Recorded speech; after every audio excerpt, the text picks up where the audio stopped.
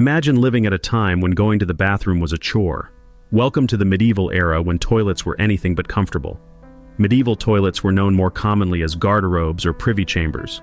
Quite basic and unsanitary for that matter. Normally a small walled-off room usually attached to the wall of a castle or directly to the side of a house. The toilet was merely a hole into a pit or moat below. Excretions would simply fall into these pits, breeding bacteria and causing foul odors. In other instances, some castles had their garderobes built over rivers or moats, whereby excreta were simply washed away by these natural water systems. This did not always work perfectly, whereupon waste would accumulate and result in foul odors hanging in the air.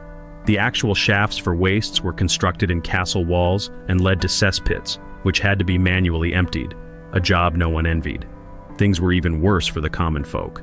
Most people used simple pits dug into the ground and covered with wooden planks. In most cases, these very makeshift toilets were shared by whole communities, thus spreading diseases very fast.